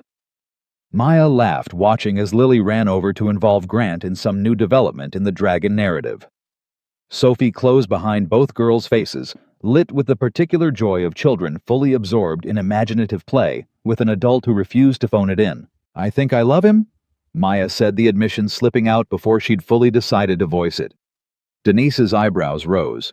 "You think or you know?" "I know," Maya admitted. "I've known for a couple weeks now. I just hadn't said it out loud yet. Not even to myself, really." "Have you told him?" "Not yet. I'm scared. 6 weeks feels fast, even though it doesn't feel fast at all when I'm actually with him." "Time's relative," Denise said. "You two have basically lived 3 months of normal dating in 6 weeks, given how much you talk, how much you've shared. I don't think the calendar matters as much as you think it does." Later that evening, after the party had wound down and the last guests had departed, Grant lingered while Maya cleaned up the two of them, moving through the familiar choreography of shared domestic tasks that had become increasingly natural between them. Grant gathering trash bags while Maya wiped down tables. Both of them occasionally pausing to watch Sophie, exhausted and happy, sprawled on the living room couch, in a sugar crash sleep, still wearing her birthday tiara. "She had a good day," Grant said, nodding toward the sleeping child. "The best day," Maya agreed. "Thank you for being so wonderful with her. I know princess parties aren't exactly natural territory for a Navy commander." "I had more fun than I have in years, honestly," Grant said. "There's something about full commitment to a 6-year-old's imagination that's genuinely therapeutic. No politics, no complicated agendas, just dragons and rescue missions, and the very serious business of saving imaginary kingdoms." "You're good at this," Maya said quietly. "Better than good. You're a natural with her and with Lily. I don't think you give yourself enough credit for how good a father you actually are." "I worry constantly that I'm getting it wrong," Grant admitted. "That worry is exactly why you're getting it right," Maya said. "The fathers who don't worry, who assume they've got it figured out, those are the ones I'd be concerned about." Grant set down the trash bag he'd been holding and turned to face her, fully something serious settling into his expression. "Can I tell you something? Always. I love you." He said the words arriving with the same deliberate, careful weight he brought to every significant decision in his life. No hesitation once he'd committed to the statement. "I've known for about 2 weeks now. I kept waiting for the right moment, kept overthinking the timing, but watching you today, watching how good you are with both girls, how patient, how present, I didn't want to wait anymore." Maya's breath caught tears immediately springing to her eyes. "I love you too," she said. "I told Denise the exact same thing earlier today, actually. I've been sitting on it for almost as long as you have." "Why didn't you say something?" "Same reason you didn't, probably. Scared of the timeline, scared of moving too fast for two people who both have every reason to be careful." "Maybe we're past the point of needing to be careful," Grant said softly, reaching for her hand. "Maybe we've both done enough careful waiting in our lives. Maybe it's time to just trust this." "I want to," Maya said. "I really want to. But Grant, there's something I need you to understand. If we're doing this, if we're really building towards something permanent, there's no room for half measures here. Sophie's been hurt by half measures her entire life. I won't put her through a relationship that doesn't end in real lasting commitment." "I understand that completely," Grant said. "I'm not interested in half measures either. I told you that the very first week, and nothing about that has changed. If anything, watching you with Lily today, watching Sophie and Lily together, it's made me more certain, not less." They stood together in Maya's quiet living room, Sophie sleeping peacefully nearby, the weight of mutual declaration settling between them like something solid and real, something neither of them was prepared to let go of easily. "I want you to meet Lily properly," Grant said. "Not just playground encounters and birthday parties. I want you in our home. I want her to see what it looks like when I'm actually happy instead of just functioning." "I'd like that," Maya said. "And I want you in our home too. Properly. Not just dropping the girls off, but actually being part of our daily life." "Then let's do that," Grant said. "Let's stop being careful about the timeline and start actually building this." It was neither of them realized fully in the moment the beginning of something that would test exactly how prepared they both were for the question. Waiting just around the corner. A question that would arrive not from either adult, careful and considered in their approach to vulnerability, but from a 6-year-old girl whose directness had already cut through more pretense in 90 seconds at a playground than most adults managed in years of careful conversation. 2 weeks later, Grant found himself standing in Maya's driveway on a Saturday afternoon, toolbox in hand, having offered to fix a persistently sticking back door that had been bothering Maya for months. The kind of small domestic favor that felt to both of them like a meaningful step toward the deeper integration they'd agreed to pursue. Sophie trailed behind him as he worked, watching with the close evaluating attention she'd been directing at him more frequently in recent weeks, her questions growing increasingly pointed, increasingly aimed at something neither Grant nor Maya had fully anticipated needing to answer yet. "Why are you fixing our door?" Sophie asked, perched on the porch steps, chin resting on her knees. "Because it's broken and I'm good at fixing things," Grant said, adjusting the hinge with practiced hands. "Also because I like helping your mom out when I can." "Daddy used to fix things too," Sophie said. "Before he left. Mommy says he was good with his hands like you." Grant's hands stilled briefly on the hinge, aware of the weight settling into the conversation, aware that Sophie was building towards something with the same patient, deliberate construction she brought to her elaborate playground narratives. "Is that right?" he said, carefully neutral, giving her space to continue without pushing. "Yeah. But then he left and Mommy had to learn how to fix things herself. She's actually pretty good at it now. But sometimes things break that she can't fix alone." "That happens to everyone," Grant said. "Even people who are good at fixing things." Sophie was quiet for a long moment, watching him work her small face uncharacteristically, still processing something with visible effort. "Mr. Grant." "Yeah, Sophie." The question that followed would arrive with the same unflinching, devastating directness that had characterized every significant moment of honesty in this entire unlikely story. A question neither adult had fully prepared themselves to answer, despite weeks of careful conversation, despite mutual declarations of love, despite all the deliberate, methodical steps they'd taken toward building something real. But that question, and the answer it demanded, belonged to a moment that hadn't quite arrived yet. A few seconds suspended in the warm afternoon air. Sophie's small face turned up toward him with an intensity that mirrored every adult fear about trust and permanence distilled into a 6-year-old's simple, unbearable curiosity. While Maya watched from the kitchen window, her own heart suddenly racing, sensing that whatever was about to happen on that porch step would matter more than either of them had been prepared for when the day began. Sophie's small hands twisted together in her lap, and when she finally spoke, her voice came out smaller than her usual confident tone, stripped of all the playful directness she'd carried just moments before. "Are you staying this time?" The question hung in the warm afternoon air like something physical, something with weight and texture, and Grant felt it land in his chest with more force than any combat briefing, any moment of command authority he'd carried through 11 years of service. He set the screwdriver down slowly on the porch step, giving himself a moment not to formulate a clever answer, but to make sure whatever he said next would be entirely true. From the kitchen window, Maya had gone completely still, dish towel forgotten in her hands, watching the scene unfold, with her heart hammering so hard she could feel it in her throat. She didn't move to intervene. Some instinct told her this moment belonged to Grant and Sophie alone, that her presence, however well-intentioned, might shift something that needed to happen exactly as it was happening. Grant turned fully toward Sophie, lowering himself down to her level on the porch steps, the toolbox forgotten.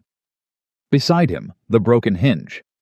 Forgotten everything in the world, narrowing down to this one small girl with enormous searching eyes, waiting for an answer that would either confirm or shatter whatever fragile hope she'd allowed herself to build over the past several weeks. "That's a really important question," Grant said carefully. "And I want to answer it honestly, not just say something that sounds nice. Can I do that?" Sophie nodded, though her chin trembled slightly. "I can't promise you nothing will ever go wrong," Grant began. "I can't promise that life won't throw something hard at us someday the way it threw something hard at your mom, and at me, and at Lily. Nobody can honestly promise that, Sophie. Anyone who tells you they can is lying, even if they don't mean to." Sophie's face fell slightly, and Grant reached out gently, asking permission with his eyes, before taking her small hand in his. "But here's what I can promise you," he continued. "I'm here right now, today, tomorrow, next week. I'm not going anywhere because something gets hard, or because being a dad to 2 girls instead of 1 scares me, or because loving your mom feels like a big important thing that I have to get right.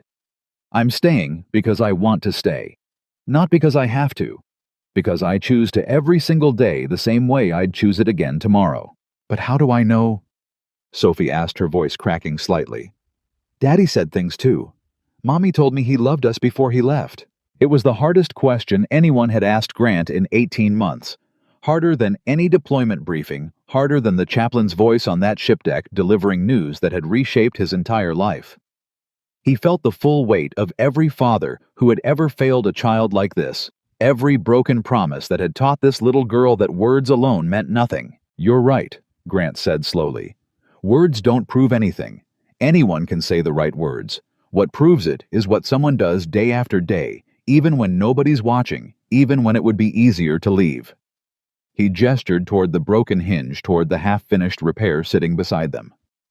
"I'm fixing your door, not because anyone's making me, not because I'm trying to win points. I'm fixing it because it's broken, and people who love you fix the things that are broken in your life, even the small ones.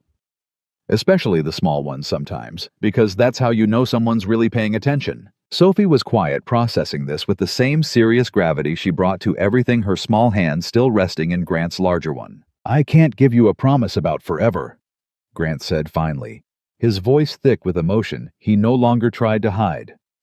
"Forever's too big a word for anyone to actually understand, even grown-ups. But I can give you today, and then tomorrow I can give you tomorrow. And I plan on doing that for a very long time, Sophie. Long enough that eventually I hope you won't need to ask this question anymore, because you'll just know the answer the way you know the sun's going to come up." Sophie studied him for a long, silent moment, her 6-year-old mind working through something far too large and complicated for words, and then without warning, she launched herself forward into his arms, small body pressing against his chest with a fierce, desperate hug that nearly knocked him backward off the step. Grant caught her instinctively, wrapping his arms around her small frame, feeling something break open in his own chest. Not pain exactly, but the particular release that comes after holding something rigid and guarded for far too long, finally allowing it to soften. From the kitchen window, Maya could no longer hold back the tears streaming down her face, watching her daughter cling to a man who had, in the span of a few sentences, offered exactly what 4 years of careful protective parenting had never quite managed to fully provide. Not a guarantee, because guarantees were lies. Even well-meaning parents sometimes told, but something steadier and more honest than that. Presence. Choice. The simple repeated act of staying. She didn't go outside immediately.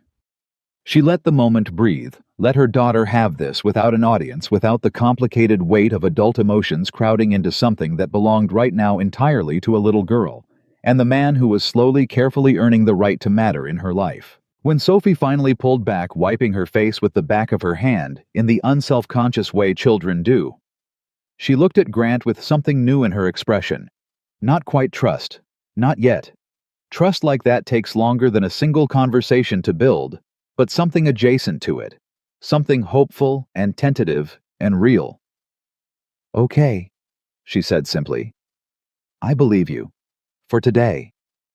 "That's all I'm asking," Grant said, his voice rough. "Just today. We'll figure out tomorrow. That's all." That evening, after Sophie had gone to bed exhausted from the emotional weight of the day, in the particular way children become tired after processing something significant, Maya and Grant sat together on her back porch, the fixed door finally swinging smoothly on its hinges beside them, the cool evening air settling around them with the particular stillness that follows something important. "I watched the whole thing," Maya admitted. "From the kitchen window. I'm sorry I should have given you privacy, but I couldn't look away." "I don't mind that you watched," Grant said. "I think some part of me wanted you to see exactly what I meant when I told you I wasn't interested in half measures." "What you said to her," Maya continued, her voice catching slightly. "About staying not because you have to, but because you choose to every single day. I don't think anyone's ever said anything like that to her before. Not even close." "I meant every word," Grant said. "I've been thinking about it for weeks, honestly, about what I'd say if she ever asked me that exact question." I knew it was coming. Kids like Sophie, kids who've experienced abandonment that young, they need to test the people in their lives. They need to ask the hard question out loud, because the alternative is just silently waiting for the inevitable disappointment. "How did you know that about kids who've been abandoned?" "I didn't, not specifically," Grant admitted. "But I know Lily. I know how she tests me sometimes in smaller ways, checking to see if I'm really paying attention, really present, or just going through the motions." Kids who've experienced loss develop a kind of radar for authenticity. They can smell empty promises from a mile away. Maya leaned her head against his shoulder, the gesture entirely natural now, after weeks of careful, deliberate intimacy building between them. "I love you," she said quietly. "I don't think I've said it enough given how much I actually feel it. But watching you with her today, I don't think I've ever loved anyone the way I love you right now." "I love you too," Grant said. "And I love Sophie. I want you to know that's not separate from loving you. It's part of the same thing now. I can't imagine loving you without loving her too." "What about Lily?" Maya asked. "How does she feel about all this?" "We've been so focused on Sophie today, I almost forgot to ask." "She adores Sophie," Grant said. "Genuinely, completely adores her. I think having a friend who understands loss the way Sophie does, who doesn't tiptoe around the hard questions, the way other kids might, it's been good for her. She's talked more about Rachel in the past 6 weeks than she has in the past year, actually. I think Sophie's directness gave her permission to be direct too, instead of always protecting everyone else's feelings about her grief." "Kids healing kids," Maya said softly, "while we adults were busy being careful and methodical about everything." "Maybe that's the lesson in all of this," Grant said. "Maybe we needed to be careful, needed to take our time building trust the adult way, with conversations and boundaries and slow, deliberate steps. But the kids just needed someone to ask them the hard question and actually answer it honestly. They didn't need months of careful dating protocol. They just needed the truth." They sat in comfortable silence for a while, the evening deepening around them, the events of the day settling into something that felt to both of them like a genuine turning point, rather than simply another step in a careful, ongoing process. "Can I ask you something?" Maya said eventually. "Always. Where do we go from here? I don't mean that as pressure, I just mean practically. We've said we love each other. The girls are bonded. Sophie just asked you point blank if you're staying, and you gave her an answer that frankly sounded a lot like a commitment to something permanent. I just want to make sure we're both seeing the same future, not just feeling our way through individual moments." Grant turned to face her, fully taking both her hands in his, with the same deliberate seriousness he brought to every significant decision. The posture of a man preparing to make a formal commitment, rather than simply continue a casual conversation. "I see us building a life together," he said. "Not someday vaguely in some undefined future. I mean actually concretely building towards something real. I want Lily and Sophie to grow up as sisters, not just friends who happen to spend time together because their parents are dating. I want to wake up next to you, not just on special occasions, but as a regular, ordinary part of daily life. I want to be the person who fixes things when they break, not just doors, but everything, the bigger things too, the harder things for, as long as you'll let me." Maya's breath caught tears welling again, though these felt different from the tears she'd cried watching Grant comfort her daughter. These were tears of something opening up inside her that she'd kept carefully closed for 4 long years. "Are you saying what I think you're saying?" she asked. "I'm not proposing tonight," Grant said, a small nervous laugh escaping him. I don't think either of us is quite there yet, and I want to do this right slowly enough that it feels earned rather than rushed. But I'm telling you my intentions clearly, so there's no ambiguity about where I see this going. I want to marry you eventually, Maya. I want us to be one family, not two families who occasionally overlap. I want Sophie's question today to have been the last time either of our girls ever has to wonder if the people in their lives are staying. That's the most beautiful, terrifying thing anyone's ever said to me, Maya said, laughing through her tears. Terrifying good or terrifying bad? Terrifying good, Maya confirmed. The kind of terrifying that comes from finally letting yourself believe something might actually work out after years of bracing for it not to. I understand that fear, Grant said. I live with it too. Every day some part of me is waiting for the universe to take this away the same way it took Rachel. But I've decided I'm not going to let that fear make my decisions anymore. I spent 18 months building walls to protect myself from ever feeling like this again, and all it did was keep me isolated and Lily lonelier than she needed to be. I'm done living that way. Me too, Maya said firmly. I'm done being so guarded that I miss out on something real because I'm too scared of it ending. Sophie deserves better than a mother who's too afraid to let happiness in. And honestly, so do I. They sat together as the evening deepened into night, the conversation eventually softening into comfortable silence, the kind shared by two people who had finally, after months of careful navigation, arrived somewhere solid enough to simply exist together without needing to fill every moment with words. The months that followed unfolded with a kind of steady, deliberate momentum that surprised both families with its naturalness. Grant began spending more time at Maya's house, building a presence in Sophie's daily life that extended well beyond fixing broken hinges. Homework, help, bedtime stories. Alternating with Maya. The small, unglamorous rituals of parenthood that mattered more than any grand romantic gesture could have.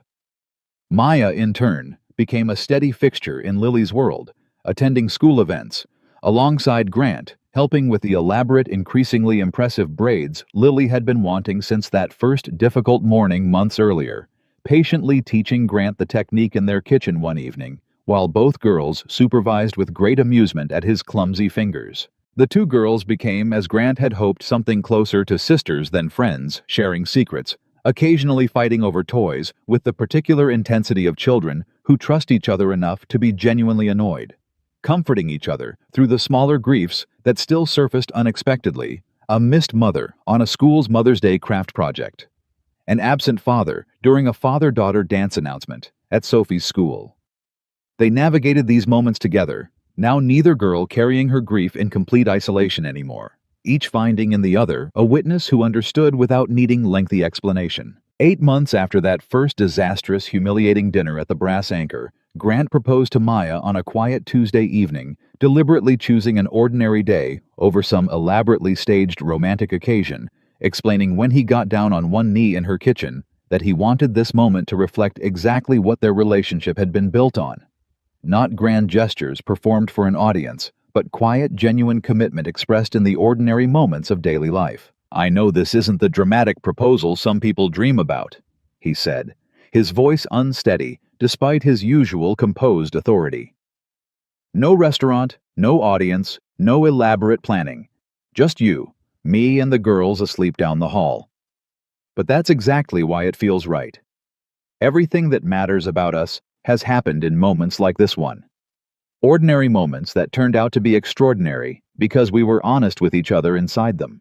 Maya, crying before he had even finished the question, said yes before he'd fully gotten the ring out of his pocket, pulling him up into a fierce embrace that nearly toppled them both. Laughing and crying simultaneously, in a way that felt like the perfect summary of everything they'd built together. Joy and grief intertwined. Neither canceling the other out, both somehow making the other more real. When they told the girls the next morning, Sophie's reaction was immediate and characteristically direct. Does this mean Lily's actually my sister now? Like for real? Not just pretend? For real. Maya confirmed, watching both girls' faces light up with identical expressions of pure, uncomplicated joy. Does this mean you're staying forever now? Sophie asked Grant the question, carrying an echo of the one she'd asked months earlier on the porch steps, though her tone this time held none of the previous fear, just simple, confident confirmation seeking. Forever. Grant said, kneeling down to her level the way he had that day, with the broken hinge taking both her hands in his. I told you I'd give you today, and then tomorrow, and I meant it. This is what tomorrow looks like, Sophie. This is the proof. Lily, not to be outdone, threw her arms around Maya with equal enthusiasm. Does this mean you're going to be my mom too? Not instead of my real mom, but like an extra one. Maya, overwhelmed, knelt down and pulled Lily into a tight embrace. I would be honored to be an extra mom, Lily. Your mom will always be your mom. I just want to be here for everything else alongside that, for as long as you'll have me. I'll have you, Lily said with the same solemn seriousness she'd brought to choosing Grant's shirt months earlier.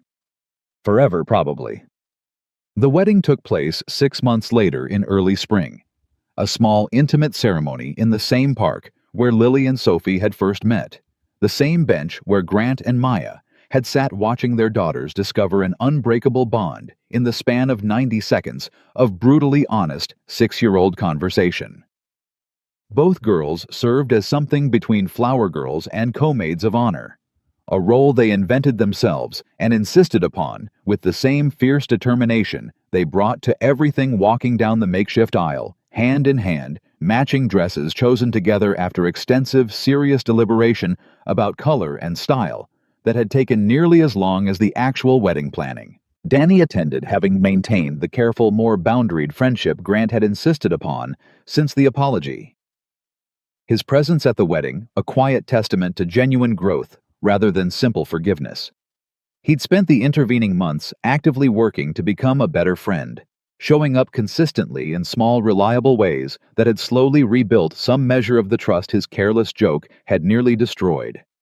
Denise stood beside Maya as her maid of honor, tears streaming unapologetically through the entire ceremony, occasionally elbowing Danny and whispering loud enough for nearby guests to hear that she'd known this would happen from the very first disastrous dinner, regardless of how badly that particular evening had actually gone. During the reception, as the small gathering of friends and family celebrated beneath string lights strung between trees in the same park where everything had unexpectedly begun, Grant found a quiet moment to pull Maya aside, away from the noise and celebration, toward the same bench where they'd first watched their daughters become inseparable. Do you remember what you said to me that first night at the coffee shop? He asked. About courage being the harder truth told consistently day after day, rather than the easy promise. I remember, Maya said, smiling. I've thought about that a lot, Grant continued. About what it actually means to stay not just in the dramatic moments, but in all the ordinary ones too. I think that's what we've built here. Not some fairy tale where everything's perfect and nothing ever goes wrong. Something realer than that. Something built out of actually showing up every single day, even when it's hard, even when grief resurfaces unexpectedly, even when the questions our daughters ask us cut right to the bone. That's exactly what we've built, Maya agreed, leaning into him, watching their daughters dance together a short distance away, both girls laughing freely, unburdened in a way neither of them had been when this story began. Two broken families choosing each other, choosing to stay one ordinary day at a time. I love you. Grant said the words arriving as easily now as breathing, stripped entirely of the careful hesitation that had characterized their early conversations. I love our girls. I love this strange, unlikely beginning we never asked for, and somehow ended up needing more than either of us understood at the time. I love you too, Maya said. And I'm grateful honestly even for that terrible, humiliating dinner. Even for Danny's cruel joke and the audience and the whole disastrous setup. Because without it, we might never have found each other. Sometimes the worst moments end up leading us exactly where we needed to go. They watched their daughters dance together a while longer. Two girls who had once carried grief largely alone, now carrying it together, sharing the weight in a way that made it lighter for both of them, building a sisterhood out of shared loss and unexpected friendship that would carry them through whatever challenges still lay ahead. Somewhere in the gathering darkness, fireflies began appearing among the trees, and Sophie ran over breathless and flushed from dancing, tugging on Grant's sleeve with the same urgent excitement she brought to everything important. Dad, she said the word still new enough that it caught in her throat slightly. still precious enough that everyone within earshot felt its weight. "Dad, are you staying tonight? Like at our new house, all of us together?" Grant knelt down to her level one final time. The same posture he'd held that day on the porch steps months earlier, though, everything about the moment felt different. Now settled, certain entirely free of the uncertainty that had once made the question so frightening to answer. "I'm staying tonight," he said. "I'm staying tomorrow. I'm staying for every day after that for as long as I live. That's not a promise anymore, Sophie. That's just who I am now. Your dad. For real, for keeps forever." Sophie threw her arms around his neck, and over her small shoulder, Grant caught Maya's eyes across the gathering. Both of them sharing a look that contained everything words couldn't quite capture, the long, painful road that had brought them here. The careful, deliberate work of rebuilding trust after devastating loss, and the quiet, unshakable certainty that whatever came next, they would face it together as a single family forged. Not despite their broken pasts, but somehow impossibly because of them. The fireflies multiplied in the darkness around them. The music continued, and two broken families who had become one complete one danced together beneath the stars, finally fully, irreversibly home.